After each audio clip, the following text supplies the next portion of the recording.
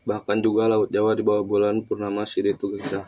Ombak-ombak besar bergulung memanjang terputus, menggunung melandai pesisir Pulau Jawa. Setiap pencak ombak dan riak, bahkan juga baunya yang bertebaran seperti serakan mutiara semua dikelilingi oleh cahaya bulan. Angin meniup tenang, ombak-ombak makin menggila. Sebuah kapal pelondai pantai meluncur dengan kecepatan tinggi dalam cuaca angin damai itu. Badannya yang panjang langsing, dengan haluan dan buritan merincang, timbul tenggelam di antara ombak-ombak purnama yang menggila. Layar kemudi di haluan menggelembung memakin lunas, menerjang seorang gunung air. Itu seorang serong ke barat laut. Barisan dayung pada dinding kapal berkayu berirama seperti kaki pada ular naga. Layarnya yang terbuat dari pilihan kapas dan benang sutra menggeliat seperti emas, kuning dan menyilaukan. Sang Patih berhenti di tengah-tengah pendopo dekat pada Dawar Sewu menegur. Dingin begini anak-anak datang. Pasti ada sesuatu keluar biasaan mendekati sini anak-anak.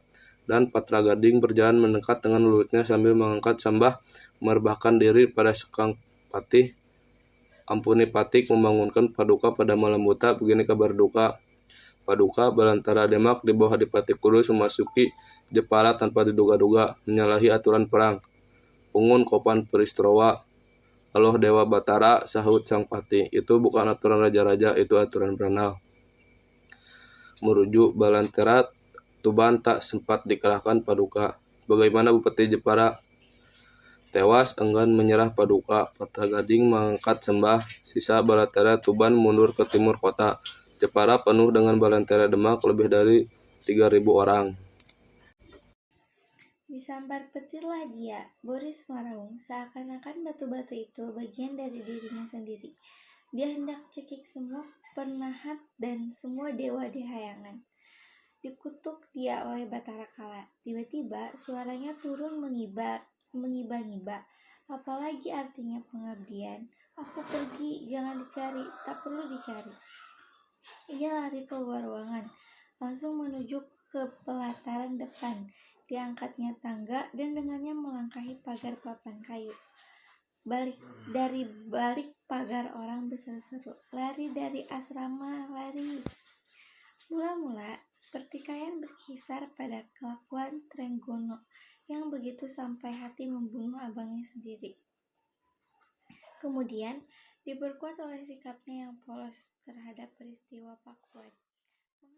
Menahan hati lagi telah bermusyawarah dan membentuk utusan untuk menghadap Sultan. Mereka ditolak dengan alasan apa yang terjadi di Pajajaran tak punya sangkut paut dengan Demak Musafir. Jawaban itu mengecewakan para musafir. Bila demikian, mereka menganggap sudah tak ada perlunya lagi. Para musafir mengagungkan Demak karena keagungannya memang sudah tak ada lagi.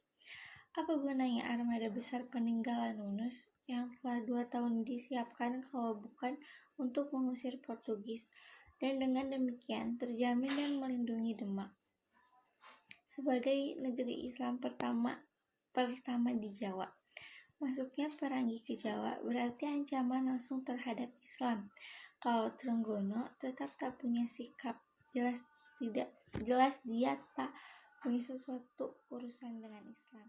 Orang menarik kesimpulan dari perkembangan terakhir antara anak dan ibu takkan ada perdamaian lagi. Dan pertanyaan kemudian yang timbul, adakah Sultan akan mengambil tindakan terhadap ibunya sendiri sebagaimana ia telah melakukan terhadap abang kandungnya, Pangeran Sedalepen? Orang menunggu dan menunggu dengan perasaan prihatin terhadap keselamatan wanita tua itu. Sultan Trenggono tak mengambil sesuatu tindakan terhadap ibunya. Ia makin keranjingan membangun pasukan daratnya. Hampir setiap hari orang dapat melihat ia berada di tengah-tengah pasukan kuda kebanggaannya, baik dalam latihan, sodor, maupun ketangkapan berpacu sambil memainkan pedang menghajar. Boneka yang digantungkan pada sepotong kayu, ia sendiri ikut dalam latihan-latihan ini. Dan dalam salah satu kesempatan semacam ini, pernah ia berkata secara terbuka, tak ada yang lebih ampuh daripada pasukan kuda.